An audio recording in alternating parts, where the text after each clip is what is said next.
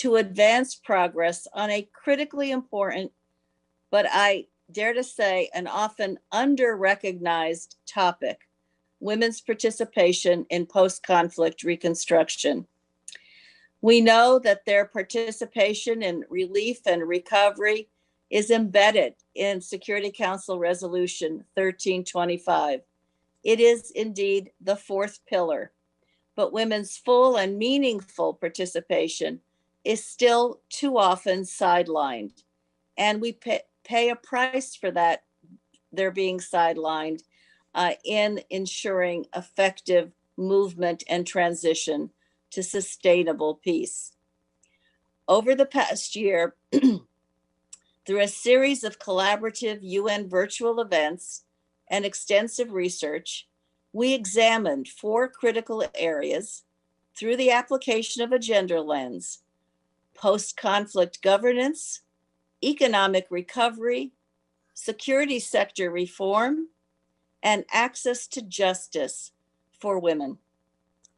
The process also included identifying barriers and the best practices for overcoming them. Today, we are launching this joint report for the UN Action Plan, which is a roadmap for more effective peace building, particularly as we mark this 20th anniversary of Security Council Resolution 1325 and the Secretary General's 2020 review. So I'm going to turn now to my colleague, Gath Christian, the lead author of this report, to share with us at the outset the first area of focus. Thank you very much, Melen. Well, the transition from violent conflict to post-conflict reconstruction is a critical period for ensuring women's meaningful engagement in political institutions and decision-making. However, progress in these areas has been slow and uneven, and women remain underrepresented as lawmakers and political leaders at all levels. In transitions from violent conflict, we found that the constitution-making process is a major entry point for women's participation in post-conflict governance and to establish the legal framework to build inclusive institutions. Why is it a major entry point? Well, between 1990 and 2015, 75 countries reformed their constitution after violent conflict, unrest, or regime change.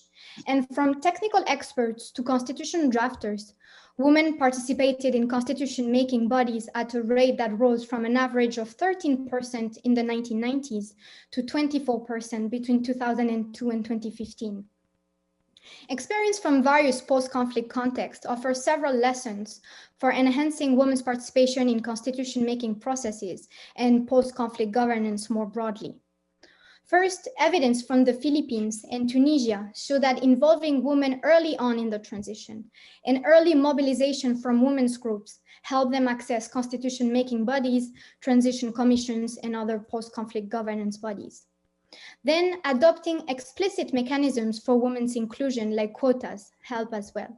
For example, in post-conflict countries with legislated quotas, the share of women in parliament is more than twice than in post-conflict countries without such quotas, about 24% compared to 11%.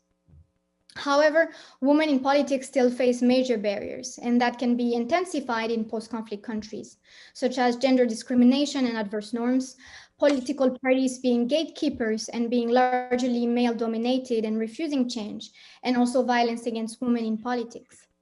So strategies to overcome some of these barriers include supporting structural reforms at all levels of governance, and especially in local governance and decentralization processes. And also reforming political parties by eliminating regulations that discriminate against women and developing inclusion mechanisms and providing specific resources for women candidates to run for office through capacity building training and mentoring programs. So confronting these barriers and leveraging the constitution-making process is critical to accelerate progress toward gender equality and women's political participation more broadly. Now I turn it over to Melen to share recommendations on how to foster women's inclusion and environmental sustainability in economic recovery.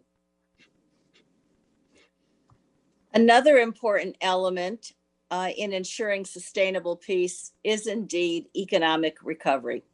And for that, women's inclusion and environmental sustainability are absolutely essential.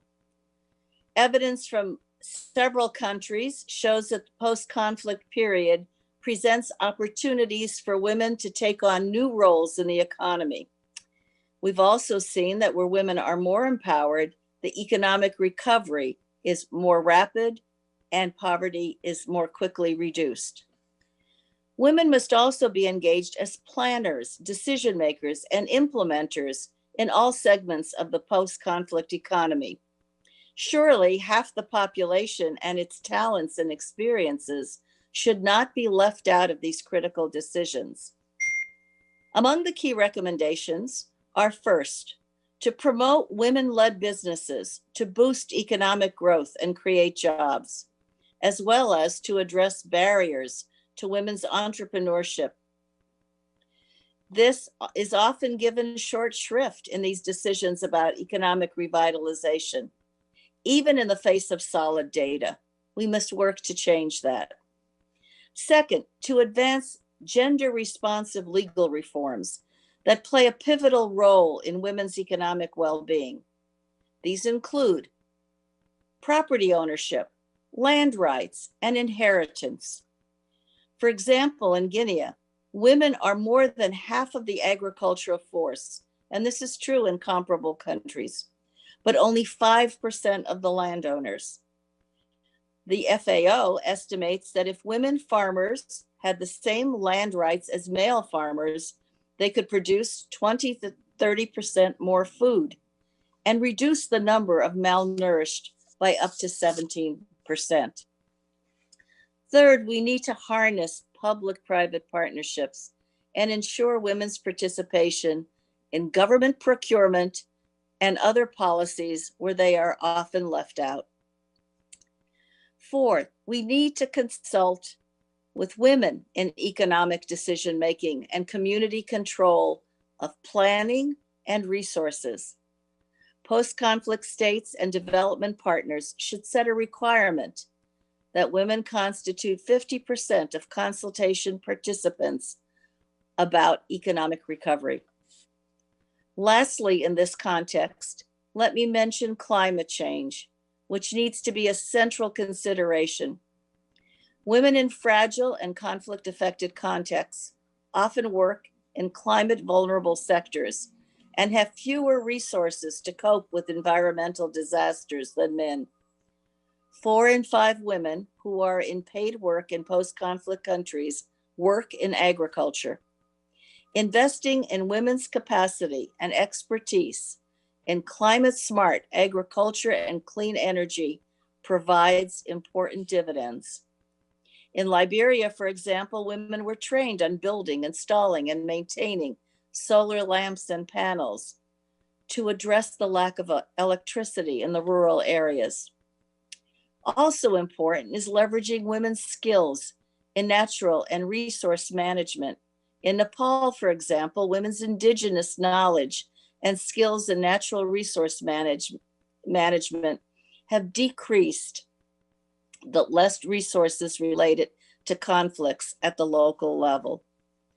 Lastly, we need to set benchmarks and indicators to ensure that gender and climate sensitive budgeting and planning take place in post-conflict decisions on investments and assistance.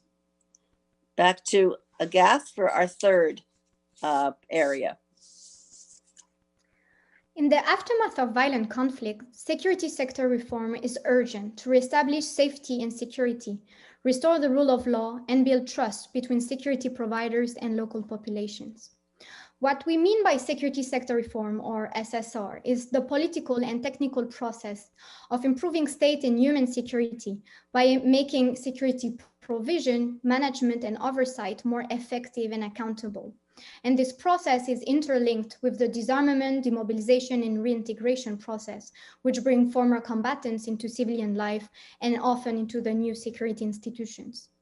So post-conflict security sector reform brings new opportunities to create more inclusive security institutions and to address the different security and justice needs of both women and men. Now, why is increasing women's participation in the security sector important? Well, they can contribute to greater operational effectiveness, accountability, and local ownership. They can also bring attention to issues of conflict-related sexual violence and gender-based violence. And examples from the Democratic Republic of Congo and Sierra Leone showed that women victims of such abuse were more likely to report incidents to a female officer than to a male officer. However, major barriers to women's participation in the security sector remain, and we recommend doing gender-sensitive assessments to identify the political, cultural, and institutional factors that inhibit women's inclusion in the security sector. And that should be performed as part of national security policies and peace agreements implementation. Other good practices include adopting gender quota targets of at least 30%, but with the goal of reaching parity, and appoint and mentor women in high-level defense and security positions, and develop policies to address gender-based discrimination. Another important point in the report is to enhance the effectiveness and predictability of UN support by providing dedicated funding, monitoring, and reporting to address the lack of resources made available to adopt a gender lens in security sector reform. And resources are needed to achieve the Secretary General's 15% target for peace and security funds that explicitly promote gender equality. Lastly, it's important to build trust between security providers and local communities, because after violent conflict, there's huge local distrust in security sector institutions that arise from atrocities perpetrated during conflict. And that's a major issue to address in security sector reform. So fostering local ownership and building trust between security providers and local populations, and involving women civil society organizations in that process is critical. Priority actions include community policing, dialogue, and accountability measures. And the UN and member states can help strengthen that by making commitments to develop gender-sensitive community policing plans, for example. Engaging male allies in that process is also very important to foster gender equality. And male officers and senior military staff should receive mandatory training on gender issues and codes of conduct. Strategies that promote capacity development and greater awareness of gender issues in the security sector through coaching and mentoring programs for military staff can also help advance gender equality. So to sum up, these strategies contribute to restoring the rule of law and go hand in hand with advancing justice for women post-conflict. And I'm turning it over to Mélène. Thank you, Agath. And it is critically important to advance justice for women post-conflict. In this transition period, countries can address the underlying inequalities, gender-based discrimination, as well as injustices experienced by women during the conflict.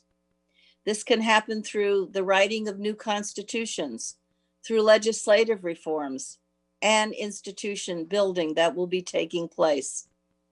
For example, in Burundi, Rwanda, and Sierra Leone, officials were able to enact more just laws and build more equitable institutions, and women rose to the highest judicial position in the immediate post-conflict period as a result. As we know, conflicts make it difficult for women to access basic services and justice. Many women continue to face threats of insecurity, injustice, and violence during this period.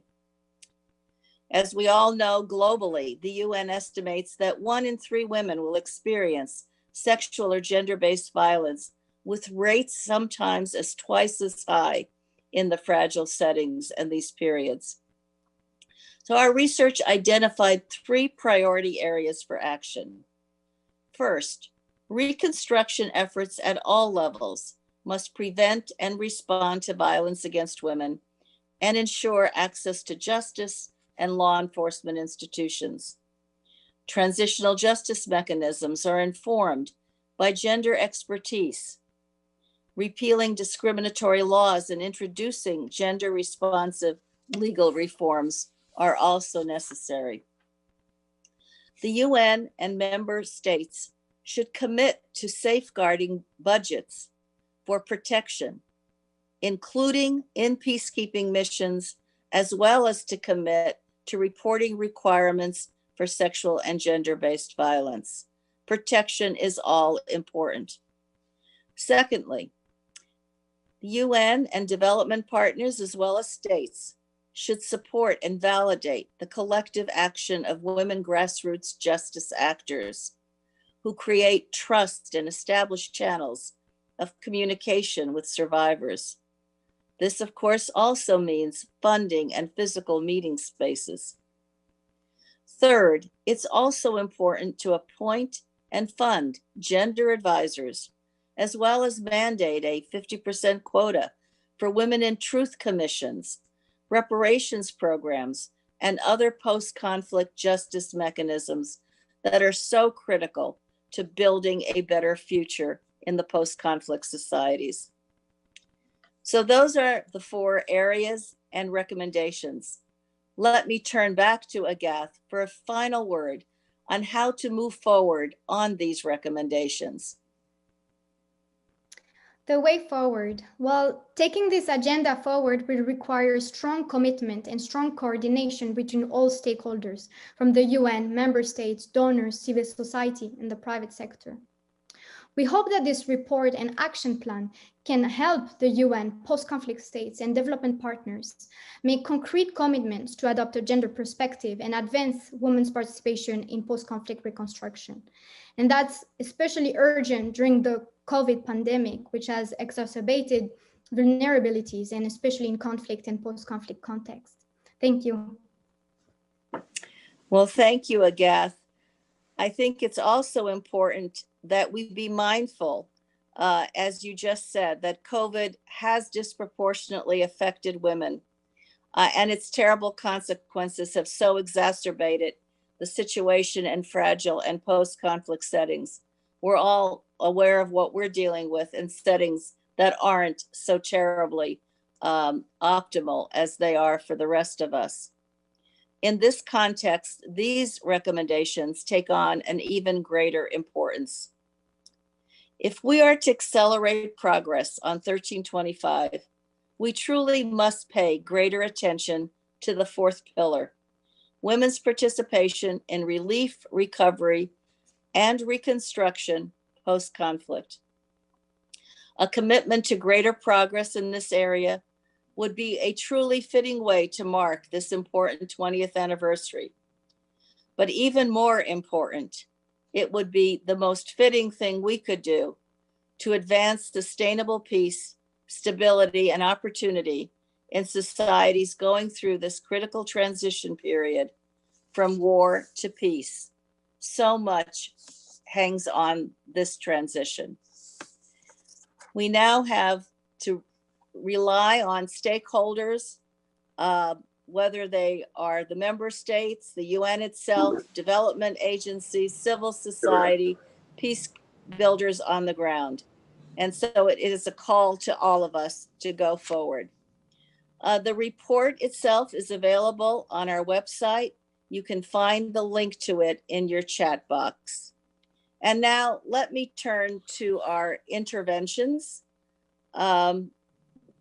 I see we have the ambassador from Canada, Ambassador Ray, permanent representative of Canada to the UN. Thank you very much, Ambassador. It's good to be with you, and it's good to have had the opportunity to listen to the presentations. I want to thank the Georgetown Institute for Women, Peace and Security, as well as the permanent mission of the UAE for organizing this event, which is the culmination of a year of hard work and mobilization on the part of teams and leaders. And I'm really pleased to congratulate not only you, Ambassador Verveer, but also my colleague, Ambassador Lana Naseba. Perhaps I could just start with a personal word, and that is that I had the honor to lead a feminist government 30 years ago in the province of Ontario, which is Canada's largest province. And it may seem like a moment in either political self-congratulations or parochialism to talk about that experience. But the reason that I do so is to simply point out that a number of the approaches, initiatives, and battles that we're fighting on the global level, we were fighting very much on the local level in the province of Ontario in Canada 30 years ago. Equality for women in terms of equal pay, dealing with family violence and the consequences of that, dealing with the need for shelter, for housing, but above all, dealing with the need for a feminist lens, for an approach that is firmly based on the principle that women face systemic discrimination and that this discrimination has not ended in advanced economies any more than it has ended in any other part of the world. And I also say it for this reason, and that is that sometimes in my new role as ambassador to the UN, I find in my discussions with many colleagues who find that there's an element in which the Western countries are seen as preaching, and we're seen as talking down. And I want to just make the point to say, we're not talking down, we're talking to ourselves. We're looking in the mirror. And we're recognizing that the challenges that we face globally, we also face locally. And none of us comes into these discussions with perfectly clean hands or with an ability to say, we want to help you deal with, quote, your problems. These are our problems. We face them on a daily basis at home, and we face them globally. I think it's important for me to say that at the outset, because I really think it's critical for us to embrace the women, peace, and security agenda. And it's also important for us to recognize that's an agenda that applies to us at home as much as it applies in the work that we do while engaging with the rest of the world. I'm delighted to take part in the launch of this action plan. I think it's critically important because it provides us with really very, very clear guidance on advancing efforts for reconstruction that are inclusive. And we're really talking about doing something which we're all doing at home, which is mainstreaming gender across the UN's post-conflict services and activities, as well as ensuring meaningful participation as decision makers, implementers, and beneficiaries of post-conflict reconstruction. As I've said, these are issues that are important to us at home. They apply to how we do policing. They apply to what efforts are we making to transform policing across our vast country. And they're also especially important during the 20th anniversary year of Resolution 1325. I want to focus on two main points, in addition to the ones that have been pointed out by so many, Secretary Clinton and Agathe Christian, whose interventions have been very, very helpful in allowing us to focus on the critical issues. The first one is the issue of sustainable and predictable financial support. Some of you who are on this call may have heard me say before, but I will say it again, that to talk about strategy without talking about money would be better called hallucination. We frequently talk, I'm glad you got it, Ambassador, because it's very important for us to remember this. We can have all the strategies we want.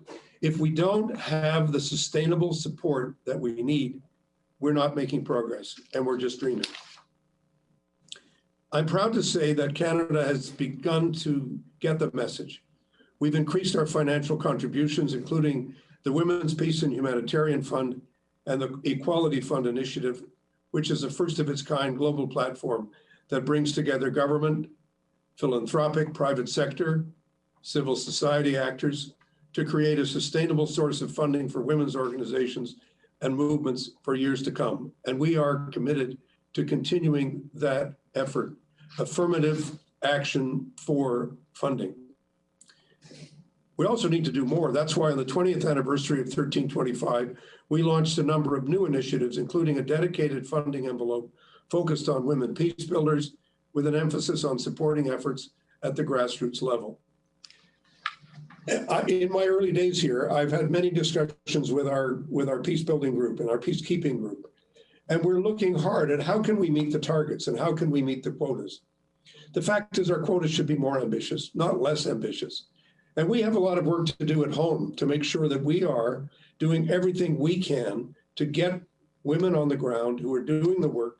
And when people say, well, women can do this, but they can't do that, our government just says no. In our view, as far as the defense forces are concerned, as far as police are concerned, women can do it all. And there's no place that's set aside for women. Women have a right and a responsibility to be able to participate equally at every level of the peace building initiative.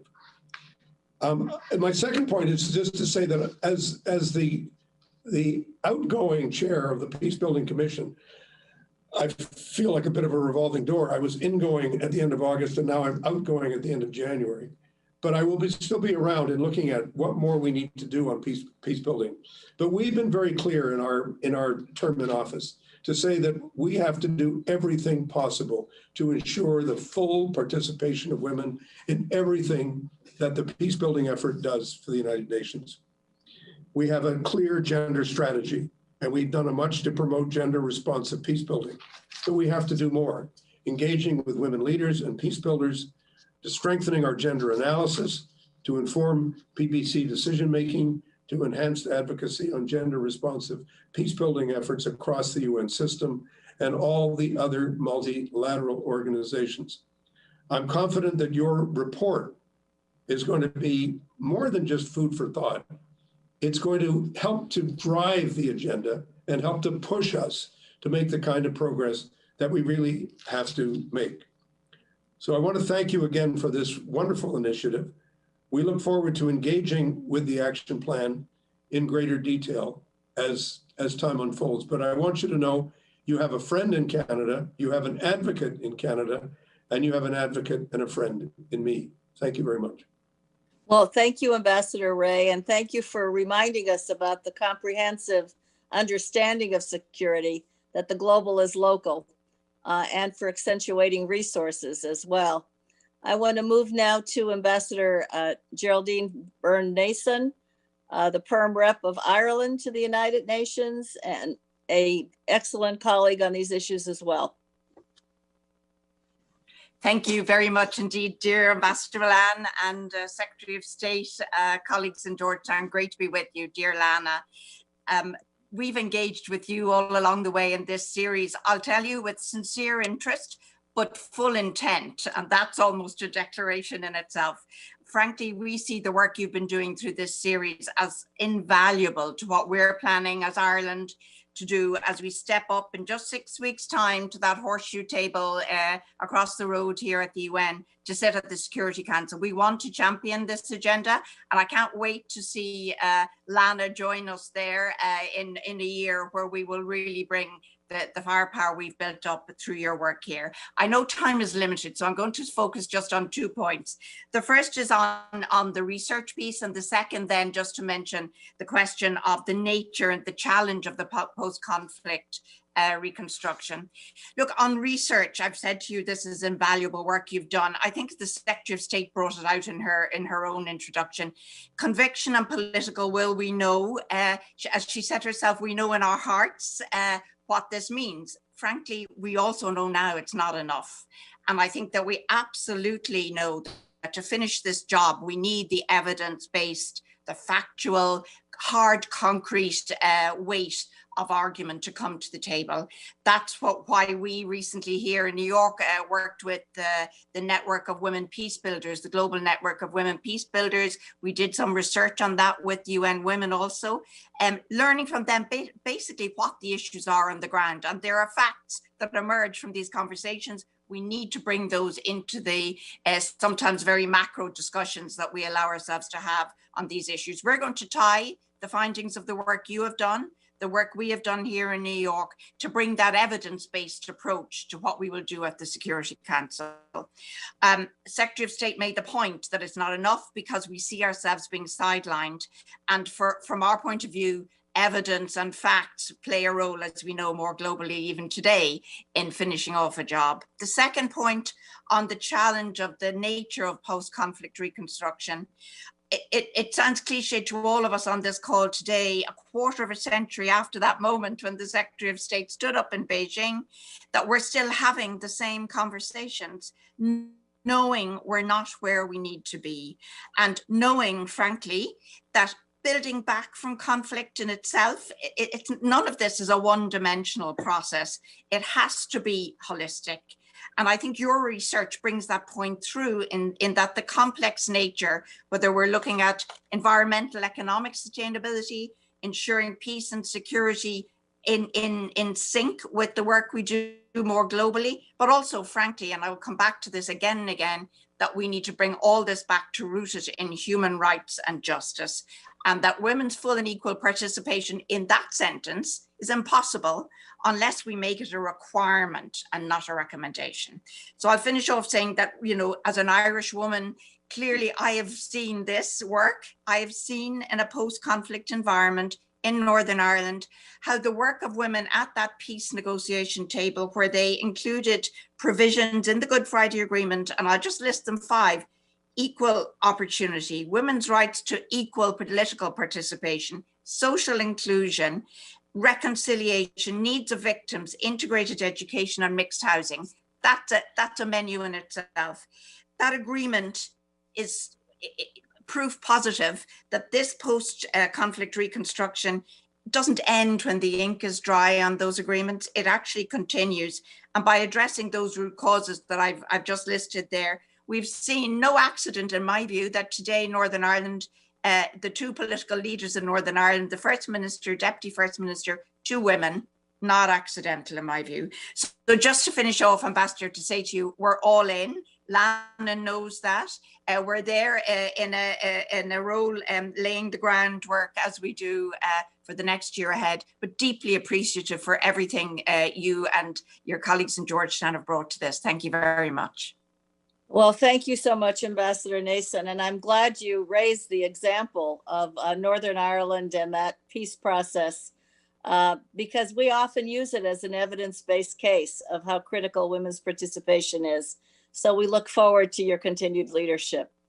I'm going to turn now to Ambassador Mona Jewell, Norway's permanent representative to the UN and a great colleague on 1325 as well. Ambassador Jewell.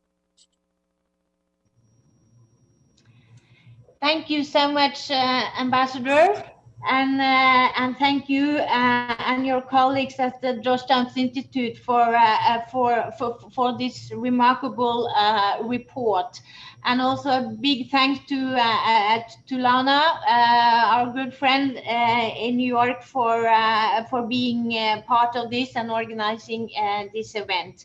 I'm really very honored to be here today for the launch of this excellent report. We entirely agree that women's full, equal, and meaningful participation should be the guiding principle in every phase and in all aspects of our peace and security work. Norway, as you know, and also based on our experience from peace process around the world, is committed, also as a council member, to retain the same focus on women's participation and rights from the negotiation phase right through implementation and the post-conflict phase. This means we support the parties and civil society's efforts to ensure women's representation in areas of security, sector reform, transitional justice, and peace monitoring. We highlight women's roles and the gender perspective in all aspects of the DDR, and also their role in de-radicalization and in promoting resilience. Recognition and support, both inside the Security Council and outside, is a Norwegian priority. We must recognize the work of women's grassroots organizations in building and upholding the trust in local communities' capabilities, especially through answering immediate needs. The trusted role they play gives them the leverage and lay the foundation for peace and stability. So once again, very grateful to be able to be here today, and we will really take every single word in your report to our mind and bring it with us in the future work. So thank you so much. Well, thank you, Ambassador, and thank you for raising all those key points. And we will look forward to Norway's continuing leadership on 1325. I'm going to turn now to Ambassador Jonathan Allen, the Chargé from the UK to the United Nations. Ambassador Allen. Thank you very much, and thanks to everybody else as well. And I saw Lana earlier, and thanks to her for organising, or for her support in organising this today. I'm going to start with a little bit of agreement. I'm going to start by agreeing with Bob in particular, Bob Ray, that these points are universal. These issues are universal. They apply in our own countries as much as they apply around the world. And I completely agree with his point about the fact that we speak into the mirror when we talk about these. None of us are complacent. And we know this is an agenda around building a future for all of us, actually. And I think in that context, I want to really reinforce and underline Geraldine's comments about Northern Ireland. One of the most profound changes, one of the most profound events in recent history for our two countries. And our two countries go from strength to strength on the back of the relationship that is forged through that ended conflict. So a couple of comments, if I might, from my own personal perspective, having been engaged in this struggle now for some time here in New York. And I think we have to be honest that right now the Security Council is not a particularly conducive environment. There are two countries in the Council who are opposed to this agenda, opposed not only to taking it forward, but opposed even to reiterating where it stands at the moment. One of those countries even opposes references to conflict-related sexual violence in Security Council resolutions on different geographic topics, which is surprising and sad. So I think actually my message would be, well, let's step away. Let's celebrate what we achieved through the Council 20 years ago and in the 10 resolutions that we've got through. But let's stop attempts to get new normative frameworks through the Council for a while. We've got what we need actually for now. It's good enough for now. So I think we should be moving into making it a reality. We know that the WPS agenda is the right thing to do in and of itself. We also know the theory, and others, the presentation, Agatha talked about the fact that when women meaningfully participate in peace processes, the resulting agreement is 64% less likely to fail and 35% more likely to last at least 15 years. And that's not only because of the role of women, but that is because that would mean normally that those peace processes are generally more inclusive of divergent views and groups of opinion. After all, if you cannot include the views of 50% of your population, how are you going to be including the views of genuine minorities? So we have the theory, so let's make it a reality. And I think, frankly, I would say the United Nations have the manual. It's about implementing all of this now.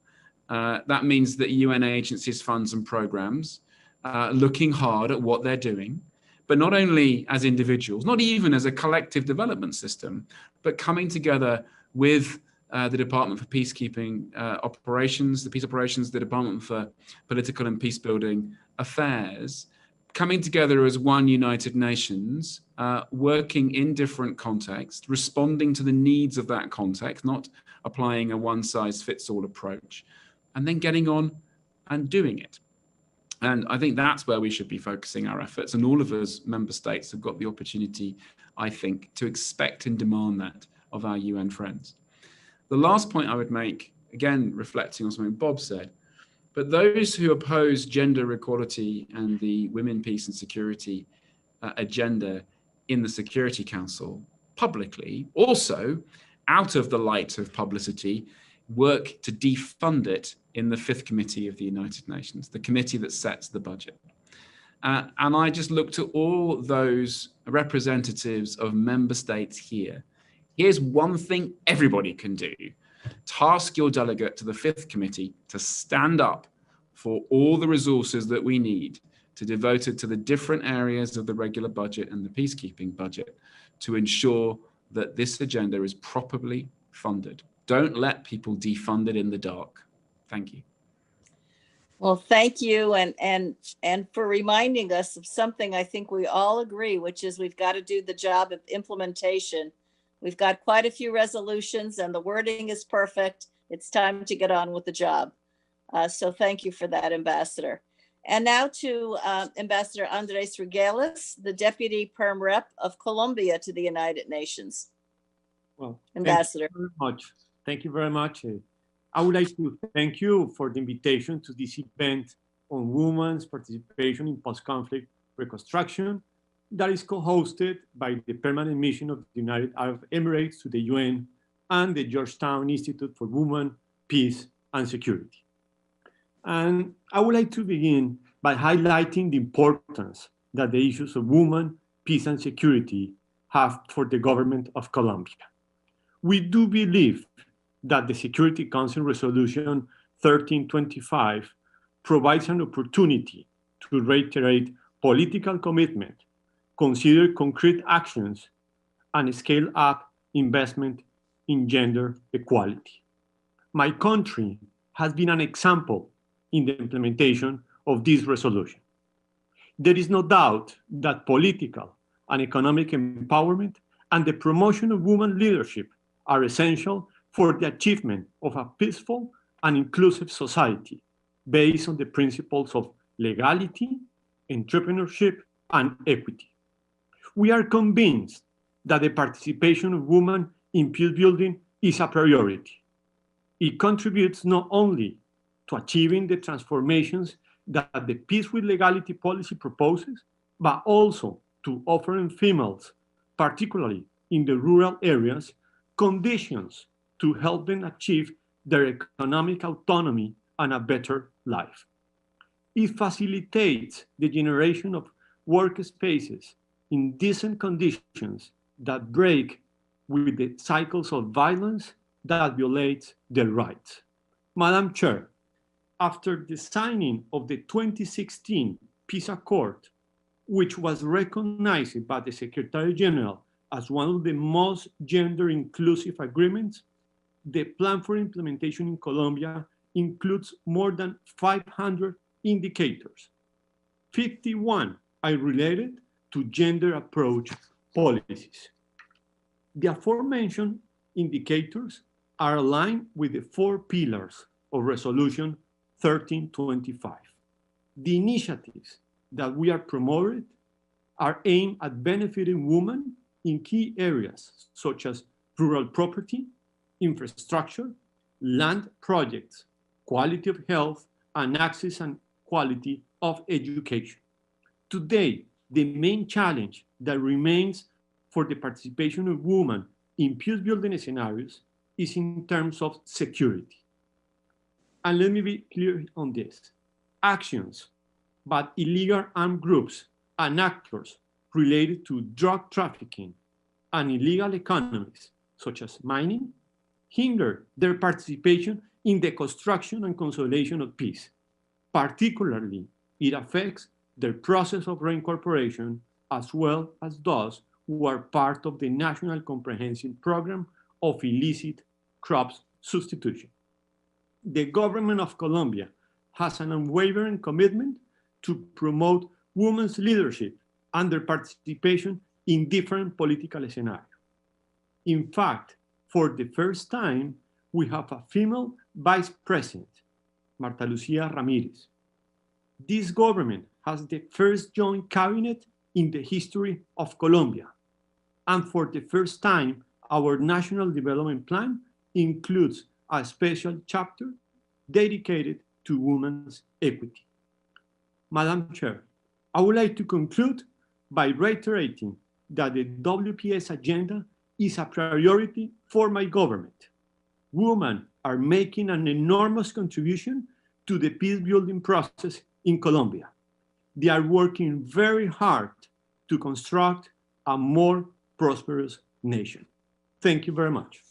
Well, thank you, Mr. Ambassador. And I think of all of us, your country is so intimately involved and engaged, as you pointed out, in really executing what we're all talking about, having gone from a very inclusive peace process to now implementing the relief, the recovery, and everything that comes with that implementation. So thank you for that. Thanks to each of you. And now to our leader, back to Ambassador Nsebe, and for your final words, Lana. Thank you, Milan. Thank you, Agathe, for sharing such an excellent overview of the panel series and its outcomes with us. And thank you to all the fantastic interventions as well. I think we have a blueprint before us. Council members have spoken and reiterated that they're going to use these points in their work at the council, and there's still much work to be done, Milan, as you yourself have highlighted. So I'd like to thank everyone for their valuable contributions to this discussion and for their commitment stated in this session to the findings of this joint report. And as member states and the UN and civil society have established time and again, especially during this groundbreaking year for gender equality and the WPS agenda, and as Milan has said throughout this session, implementation of the normative frameworks for women's meaningful participation is the key work ahead of us today if we want to deliver on these commitments made throughout this past decade and more. And at the same time, we need to guarantee the gains that were made, as Jonathan has pointed out, Ambassador from the UK, so that we don't get lost on our way to this and actually lose ground. And I think that message is a very powerful one for us to take forward. I'm so grateful that so many of us have come here together today. I can see the numbers, and several hundreds have participated. We'll of course be sharing this research report and the action plan with all the permanent missions. We'll call on all of our fellow WPS champions to endorse and sign on to this action plan to put their commitment on paper. And I just ask again, like Milan, that we all jointly redouble our efforts in enhancing women's inclusion in these post-conflict settings by creating action plans that are achievable, implementable, and measurable, so that we can create these more peaceful and stable societies all over the world that the people deserve and have access to. And thank you once again.